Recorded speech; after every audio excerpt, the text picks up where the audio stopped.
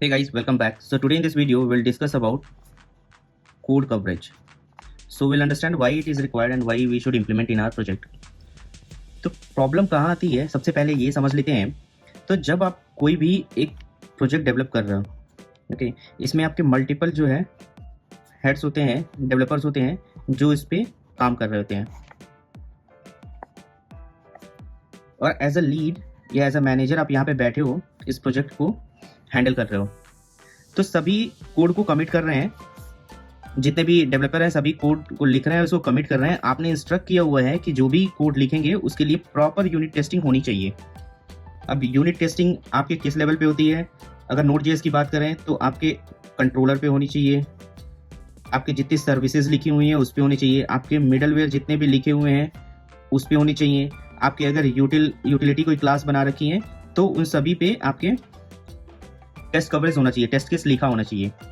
But इसको आप as a manager, as a lead, आप इसको वैलिडेट कैसे कर पाओगे? आप सभी के कोड को आप चेक करके तो नहीं देख सकते कि आप बिल्ड करो, देखो कितने परसेंट पास हो रहा है। अभी आपकी टीम सपोज 3 की है, कल को और एक्सपैंड होती है, आप और बड़ी टीम हो जाएगी, तो बहुत ही प्रॉब्लम आता है इसको विजुलाइज करना कि कितने परसेंटेज हो गए, कि आप कितना कोड कवरेज हुआ है। सो इसीलिए हम अपने प्रोजेक्ट में कोड कवरेज इम्प्लीमेंट करते हैं जो NYC है, और ये बहुत ही यूजफुल है, जिसमें आपको ये बता देता है एक बहुत ही डिटेल उसमें कि इसमें आपकी स्टेटमेंट जो है वो कितने कवरेज हैं, आपके जो फंक्शन जो आपने लिखे हुए हैं वो कितने परसेंट कवरेज हैं, आपका जो ब्रांच जो भी है इफ एल्स स्टेटमेंट जो है वो कितने कवर हैं, एंड आपके लाइंस जितने भी लिखे हुए हैं वो कितने कवर्ड हैं। अगर इसमें से कुछ भी नहीं होगा तो यहाँ पे लाइंस का आपको बता देगा कि 7 number lines, 12 number line, 15 number line with file name. Like controller में अगर कोई आपने कंट्रोलर लिखा हुआ है और उसके लिए आपने टेस्ट केस नहीं लिखा हुआ है तो वो बता देगा कि ये लाइन नंबर पे टेस्ट केस नहीं लिखा हुआ है, इसको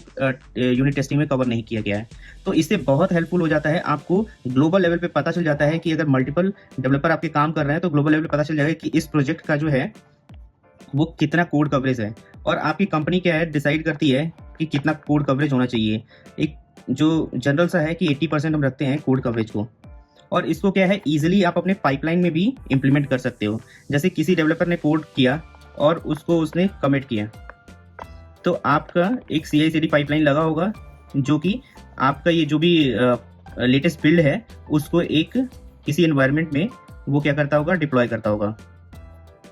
तो यहाँ पे आप लगा सकते हो, इसको अपने पाइपलाइन के साथ इजीली कॉन्फ़िगर कर सकते हो कि अगर ये जो भी लिखा हुआ है कोड परसेंट लेस देन 80% है या इक्वल टू या लेस देन जो भी आप कॉन्फ़िगर कर सकते हो, तो ये कोड जो है जो भी लिखा हुआ है, क्योंकि ये टेस्टेबल नहीं है, इस पर आपको उतना ज़्यादा कॉन्फिडेंस नहीं है, तो उसको आप डिप्लॉय नहीं करोगे। तो ये आप अपनी पाइपलाइन में इसको डिफाइन कर सकते हो। तो ये बहुत ही यूजफुल हो सकता है। इसके लिए आपको पूरा एक कलरफुल चार्ट भी मिलता है, मैं अभी डिस्प्ले करूंगा, जिससे कि आप इजीली ट्रैक कर सकते हो कि कितने परसेंट कोड कवरेज है, और आप एक एज अ लीड इससे बहुत ही कॉन्फिडेंट रहो कि आपका प्रोजेक्ट जो है वेल टेस्टेड है और इजीली डिप्लॉय है और मैनेजेबल है। सो अब इसको डिस्कस कर लेते हैं कि इसको किस तरीके से अपने कोड में इंप्लीमेंट करेंगे। तो मैंने एक डिटेल ब्लॉग लिखा हुआ है जो स्टेप बाय स्टेप प्रोसेस से है, जिसको आप इजीली अपने प्रोजेक्ट में इंप्लीमेंट कर लोगे। तो यहाँ पे सबसे पहले हम प्रोजेक्ट स्ट्रक्चर करके और अपना package.json को इनिशियलाइज कर लेते हैं। जैसे फिर जो हमारी डिपेंडेंसी है उसके लिए हम डालते हैं, जैसे मोका हम इसमें यूज़ कर रहे हैं चाई एंड NYC, जो कि कोड कवरेज के लिए ये डिफाइन करते हैं। फिर हम आपने बना लिया और आप एक छोटा सा मॉड्यूल यहाँ पे डिफाइन किया है कि ऐड सब्सट्रैक्ट का, आप इसमें अपने कंट्रोलर और जो भी आपका सर्विसेज है उसको लेके कर सकते हो। और इसके लिए मैंने एक छोटा सा टेस्ट केस लिखा हुआ है, क्योंकि कवरेज टेस्ट पे ही चलेगा कि कितने परसेंट आपने टेस्ट कवर किए हैं इस कोड के लिए। तो टेस्ट लिख लिया हमने, और इसके बाद हमने ये स्क्रिप्ट में बता दिया कि टेस्टिंग फ्रेमवर्क जो है मोका यूज़ कर रहे हैं। इसकी जगह पे आप जैसे जस्ट भी होता है वो भी यूज़ कर सकते हो। Now main part is here कि हम इसको कैसे कॉन्फ़िगर करते हैं। तो अपने package.json में हम कवरेज जो स्क्रिप्ट में कवरेज को और बताएंगे कि NYC रिपोर्ट, और ये इसकी प्रॉपर्टी को डिफाइन कर देंगे। नेक्स्ट यहाँ पे हम क्या कर सकते हैं, NYC का एलिमेंट्स को डिफाइन करते हैं कि किसको इंक्लूड करना है। आप जैसे यहाँ पे SRC दिया कि कंप्लीट जितने भी सोर्स में .js फाइल है उसको इंक्लूड कर दो, या तो फिर कंट्रोलर जो है उसको फोल्डर कंट्रोल के अंदर जितने भी कंट्रोलर है, सर्विस के अंदर जितने भी सर्विसेज हैं, मिडलवेयर, इसको आप इंक्लूड कर दो। एंड यहाँ पे जो है आप देख सकते हो कि स्टेटमेंट 80% होना चाहिए, फंक्शन 80% एंड लाइन 80% होने चाहिए। यहाँ पे हम डिफाइन करते हैं कितने परसेंट होना चाहिए। जो एक जेनरिक है वो 80% ही रख के हम चलते हैं।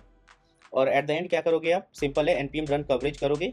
सो आपकी कवरेज जो है इस तरीके से डिस्प्ले होने लगेगी, जहाँ पे आपके फंक्शन का नाम दिखेगा और आपका स्टेटमेंट कितने परसेंट कवर है, ब्रांच कितने परसेंट कवर है, function lines and uncovered lines हैं। तो आप इस अनकवर्ड लाइंस पे फिर काम कर सकते हो इसको चेक करके, और इस पे फिर से अपना टेस्ट लिख सकते हो और इसको फिर से चला सकते हो।